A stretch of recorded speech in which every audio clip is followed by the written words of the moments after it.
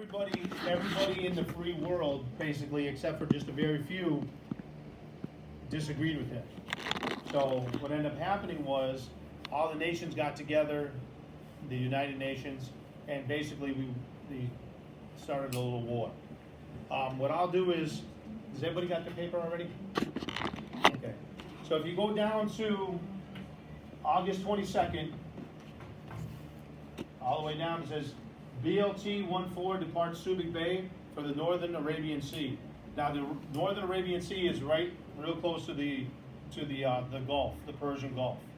Again, during that time, at the Persian Gulf, again, Saddam Hussein had already taken over Kuwait. We were in that area doing a blockade. What a blockade is basically supplies to Iraq. We were stopping them from getting there. So again, he couldn't build up his forces. He couldn't do anything. On September 7th, it says BLT-14 arrives on station, Naval Air Station, as part of his contingency force in support of Operation Desert Shield. So again, the Persian Gulf is, and you'll read in here, is actually 4 different little wars. Desert Shield was the beginning. You had Desert Saber, Desert Sting, and then eventually Desert Storm was the one that everybody knows about. The other ones, and again, on your handouts, you'll notice the Falaka Islands. That was like the Desert Storm part for us, and then Desert Sting was the Meridian Islands that the Meridian piece of the island that we went through. Okay, getting back to your little handout here. Okay, October 6th, we had Major General Jenkins, Commanding General of the 4th Marine Corps Expeditionary Battalion, visited our battalion on one of our ships. You'll see USS Okinawa a lot. In the Marine Corps, when you go out, we went on a 6-month deployment. A 6-month deployment to do whatever its needs are. So if someone's having a war, the Marine Corps will, on the ships that they're at, will go over there to be what they call a show of force. Basically saying, if they need our help, we're here for them. So that's basically what we do when we're on a Navy ship. So you'll see the USS Okinawa. The reason why you only see that ship on here is because that's the main ship that had all the colonels and all the officers on there, along with the other 5 ships that were what they call the ARG. And again, I was on one of those 5 ships. So again, going down to the 13th of October, we had Vice Admiral, Commander of the Naval Forces, visits Marines and sailors, again, on the USS Okinawa. Basically, everybody is letting everybody know who each other are. So we had commanding generals, Ambassador Bowen from the ambassador to Oman was aboard the USS Okinawa. And look down all the way to October 29th. The commander of the commandant of the Marine Corps actually came on and basically kind of talked to us and said, because again, if you look all the way to the back, I left California in June. And then we go all the way to the end. I don't get back until April of the next year. So again, for 10 months, we were out there doing whatever we were asked to do. Okay, sliding down to October 29th, our commander, the commandant again came on. And then we got our deployment orders to go back to where you see CONUS, C-O-N-U-S. That's basically continental United States. So basically they said, okay, you guys have been out here for almost 6 months. You guys get to go home. We did the Desert Shield piece. You guys get to go home.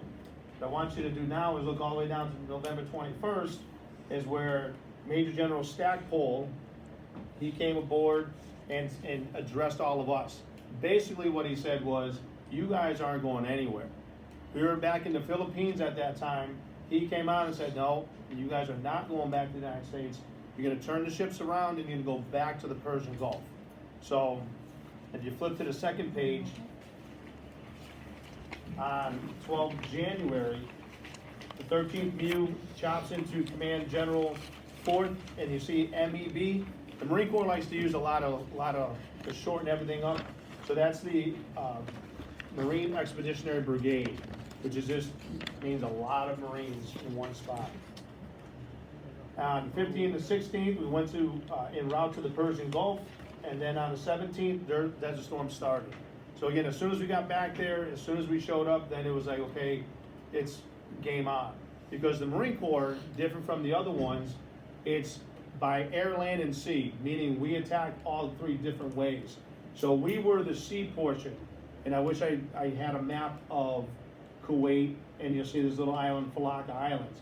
So in order for us to maximize what we do in the Marine Corps, to maximize what we can do in the war, you have to have all three phases. You have to have someone coming from the sea, so sea assault, that was us. You also had guys on the ground that were moving up towards Kuwait, and you also had air from the Air Force, from the Marine Corps, and from the Navy. Would you like me to pull the map for you?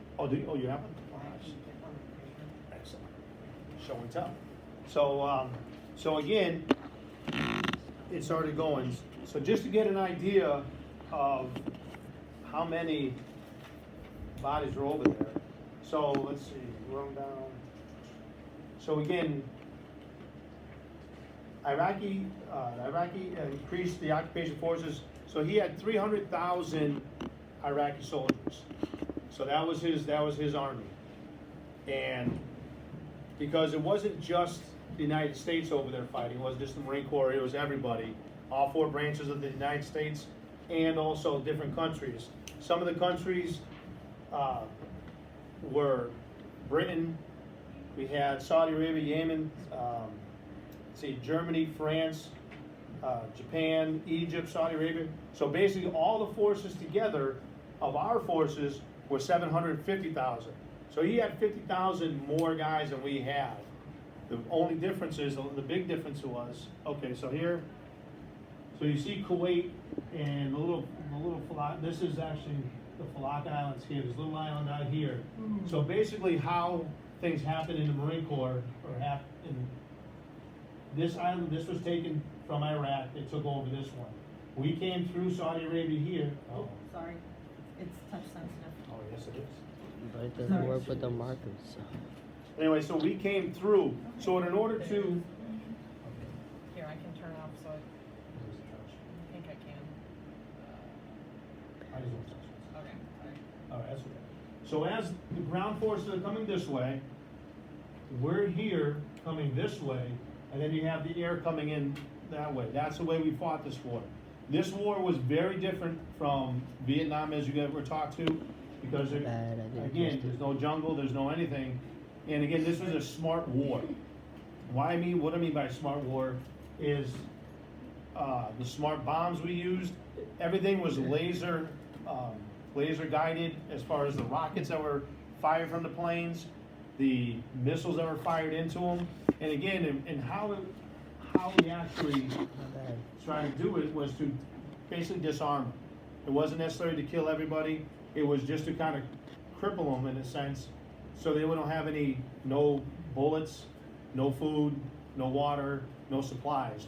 So what we do, we would actually take out their convoys of supplies. So that's how it started. And again, moving on to, again, smart bombs, laser guided systems, infrared night bombing equipment. As we sat here waiting, all you saw was bombing going on during the night. The Air Force did a great job, and some of the Navy pilots as well, helping us, do this free Kuwait.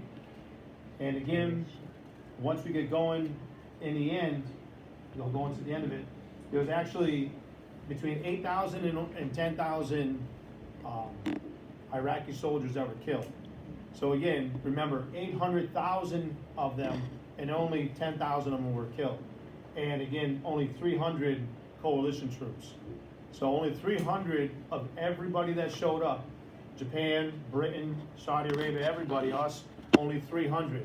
And out of that 300, probably, I don't have the exact number, but about 200 of them were from accidents, friendly fire, that somebody, something happened where it wasn't necessarily them killing us. A lot of times during the Gulf War, they would see us coming. They surrendered to some cameramen. They saw cameramen with their cameras on their shoulders, and they were giving up. The Falak Islands, if you look at, let's see, the second page, it shows this one here. you can kind of get an idea. When we landed on this island, there was actually about 1,400 Iraqi army soldiers on this island. And basically, not a single shot was fired at all. We flew a helicopter over, we kind of gave them a warning that tomorrow morning, we're gonna come and take over the island. And if, you know, help us help you kind of thing, and just be at this end of the island, and as you can see, 1,400 of them, through the picture, 1,400 of them just kind of got there and waited. What, now, I have a question for you, what do you think happens now? So now we captured the island, we have 1,400 of their guys, what do you think happens after that? What do you think is the first thing that we do when we see them? Anybody? What's that? Kinda, that comes a little bit later after we transport them, but, anybody else?